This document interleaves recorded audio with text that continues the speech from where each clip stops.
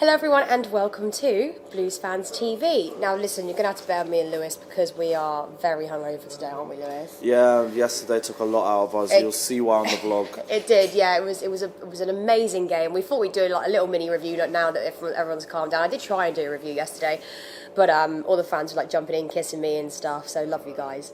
But what a fantastic game that was, and I haven't actually enjoyed a game of football like that in quite a while. I think. Not only did we come out and for the first time in years, I think since 2012, I mean, I'm going to go in White Hart Lane, since the 4-2 we haven't won away, and to beat them in their new stadium I thought was fantastic. And, just a really good game of football. I think everyone performed so well. There's not one player that I can slate. And I would actually like to make a special mention to Frank and Jodie, because I think for the first time in years, we've actually got a group of players here that understand what this derby means to us, and it's a huge fixture for us, White Hart. I think the boardroom as well.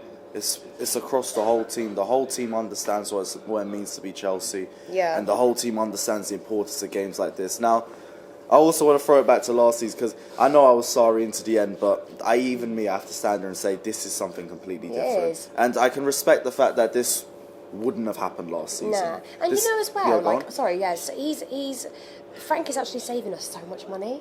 And when we get these really good players, if we need to sell them or whatever else, we've got such good academy players, and I actually think they're becoming the difference. You know what I mean? Well, they are the difference, really. Mason Mount was incredible yesterday. Mason Mount was incredible. Fikayo Tomori, Rudiger, and Zuma in defence. Honestly, the more we stick with that five at the back, the more confident I'm going to be in it. I think we're obviously saving it for the big occasions or occasions when we need it, because we've only ever done it now and against Wolves. Yeah. But it's something I want to see more from this team. The way we play, we're so much more solid at the back. We have more threat whenever we push the ball forward. Kante and Kovacic in midfield, two box-to-box midfielders is perfect for that formation. We seemed in complete control of the game, which because the last few trips that I've taken to White Hart Lane, I know it's Tottenham Hotspur Stadium, but let's call it the Lane, have not been good. We've never looked in control. We've looked nervous on the ball, and this was the complete polar opposite. And I feel bad because I thought we were going to get done like 3-4-0 because we haven't had the best of results lately. But I just thought we were absolutely fantastic. I thought Dave had a great game. I thought the whole defence was fantastic actually yesterday. I think Tottenham obviously missed a few clear chances. I think Harry Kane won. Son took it over the bar as well. Speaking of Son, we did want to discuss this as well, because to me it's irrelevant, because Tottenham, before Son had got sent off, had already led 2 goals. Yeah. So we have proven that, that it wasn't had the case. nothing to do with the had nothing to do with the game. And to be fair, after Son went off, they actually were a little bit better. Not because of him, I don't know. They just stepped off a little bit. But some fans are disagreeing whether it was a red card or not. Son obviously couldn't believe it. I've looked back at it. Now, whether I don't think Son is the type of player to create, to put harm on somebody else. You don't think he's that type of player? Nah, but I do think he probably it's a big derby, and I think he probably reacted instantly. Some people think he's trying to stop him falling. I don't think that. I think it was a red card. It has to be. That's a red card if VAR calls it, and that's the whole point of VAR. Tottenham fans are the last group of fans I want to hear trying to chat shit about VAR. It saved you so many times this season. Yeah. It saved you so many times last season. Guess what? Now it's hurt you. Get used to it. It's hurt us how many times this season? All the time. Like, it finally went off. It's good that, to be fair, that was one instance where VAR was actually relevant and useful, because the game's the only time it's gone our way. Yeah, but the ref actually gave a free kick the opposite way, didn't he? It's only when they VAR checked it that they decided a penalty. And to be fair, I've looked back at it, and okay, you might say from a player's point of view that it's a bit harsh, but if that was a Chelsea player, if that was Diego Costa or whatever else, he'd be off. That's the thing. Straight away. No, not even that. Let's go further back. 2016. If we had VAR, how many red cards are you man getting? Yeah. And we'll just leave it at that. Yeah, exactly. So Son, I'm sorry. I know you're a bit upset about that, but it was a red card, babe. So that was that. But, overall, fantastic game. The support was amazing. You can see Jodie and Frank were, like, buzzing after. Frank coming over to the fans. I love all that. He's united the fans back together. And not one bad chant, I have to say. Anybody actually didn't hear anything. No, and considering at Tottenham away, there were no... Usually when it's Spurs away, there's hella cuts on the matchday vlog. I didn't even have to do that today. No, there was no... So, everyone was very peaceful and just happy in general. Do you know what I mean? Especially after the last 5 games, I don't blame him. Yeah, exactly. So me and Lewis were actually talking, and we decided we were going, well, the 5 reasons why we hate Tottenham are coming up. Or we could even do the 5 reasons why Chelsea have proven that we're better than Tottenham. Again. Yeah. Reason number 1 is... Spurs claim we beg a rivalry against them. Now, I'd say we beg a rivalry game. So I think in recent years it's just Tottenham v Chelsea. What does that mean? They say that we're just obsessed with them and all we do is just talk about them. And let's be honest, if all we do is talk about them, then what's it with you man booing Marcos Alonso every game? What's the reason for that? I'm saying it only because we know the reason why, but it's got nothing to do with football really, does it?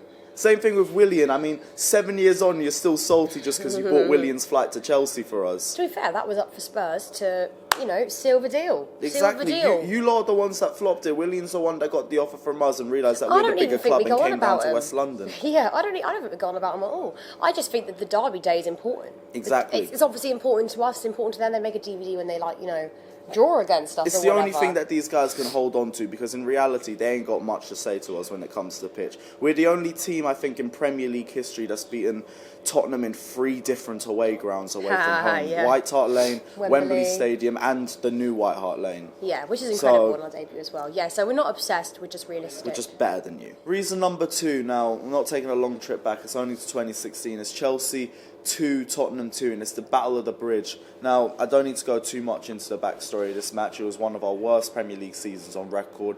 Tottenham, on the other hand, were also having one of their best seasons. They were second in the league at that point. Came to Stamford Bridge looking for their first win in, I think, about 26 years. We're 2-0 up at half-time. Also, the only credit I'll give you guys, you had one of the best away atmospheres I heard at that point. But then you also bottled that 2-goal lead. You lot all remember Eden Hazard wheeling down there away and then celebrating as he'd won Leicester the title at Stamford Bridge. And Tottenham just threw all their toys out of the pram. They knew that we came here with only one intention, that was to stop them win the league. They had Hazard and Fabregas saying it in press conferences before, and we went and proved ourselves right, and we went and we did it. Tottenham threw their toys out of the pram. They ended the game with about 9 red cards, but the problem is that 9 yellow cards. 9 yellow cards. I wish it was 9 you said red yeah. cards. I wish it was 9 red cards. It would be brilliant. Yeah, in fact, Sophie, I'm going on for a bit. Tell me about the 2-2 game. I remember that game. I actually lost a lot of respect for quite a lot of Tottenham players. But you know what? I think even Pochettino said after, he said, there's nothing wrong with our performances. It's all mental. And I think in the Premier League, you have to have, even when we had that bad season, we still knew what games to turn up for. Yeah, exactly. And you've got to pull yourself together and find some inner strength at some point, no matter how bad things are going for you, when it comes to these really tough times and when it comes to these important games. And I think that's something that Chelsea are able to do very well. It's not something that Tottenham are able to do.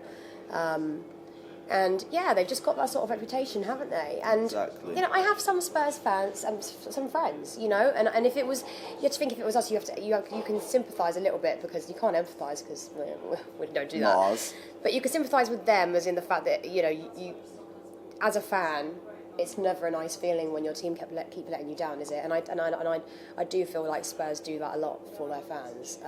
Yeah, that's a bit of a North London feeling, though, is it? Point 3 then is the fans. Now, I've actually not had the best experience with Spurs fans. I will say I did go up and do a video at Spurs away, a Christmas video actually around this time of year, years and years ago. I think like 2015. No, but listen, they were actually super cool. They were yeah, they're really cool. Must have been pre-match. Yeah, pre-match, really friendly, whatever else. A lot of the older generation, some of the younger generation, I think, don't really understand it. But yeah, so there are some lovely Spurs fans out there. But I did notice in the stadium yesterday that they were very quiet, very, very quiet. Now, I know you're losing 2-0, but you got to pump your team up a little bit. Yeah, when we were losing 2-0 in 2016, we were bringing our team up. Yeah, don't get me wrong. When we're 4-0 down to Bournemouth, the fans get annoyed. But in these big derbies, I think the way to put the fans are meant to be the 12th man on the pitch, and I do believe that can have an effect on the players. And I don't feel like the Spurs fans did their duty yesterday. Nah, Spurs fans care more about off the pitch than on the pitch. That's the reason why we don't like them, because they're scum off the pitch. You've heard the stories about doing Tottenham away. Tottenham away, to be honest, I'm just glad I survived it, to be honest. But I've heard some terrible stories about. I've even heard about them jumping their own fans just because they think that they're Chelsea fans. I've seen them fight. But we're the obsessed fans, which don't make sense. Reason number 4, and we're taking it back to 2011 when Luka Modric handed a transfer request at Tottenham. Now, Roman Abramovich was very interested in bringing Luka Modric to Chelsea at the time, and like I said, Luka Modric handed a transfer request as well because he wanted to play Champions League football. Daniel Levy was the only thing stopping us at that time, and he's just straight up just said, no, you're not going to Chelsea. I'm not letting it happen now. I get we're a rival club. I completely understand that, but it's still something that digs into me to this day, and it's only because it's Luka Modric. And a player of his quality at Chelsea probably could have won a second Champions League, maybe could have won a couple more Premier Leagues as well. But Daniel Levy had to get in. Which is also why Roman Abramovich got his revenge 2 years ago when Daniel Levy tried to bring Willian to Tottenham Hotspur, paid for his flight, paid for his medical, and then Willian just went and got a little cab down to Stamford Bridge. We didn't even need to sort out medical, and we just got him to sign the contract, and that was it. So, save Daniel Levy. Chelsea yet again win. And last but not least is the one and only Jose Mourinho. Now listen, it's a love-hate relationship, this one. This point is a bitter one, I think. Yeah.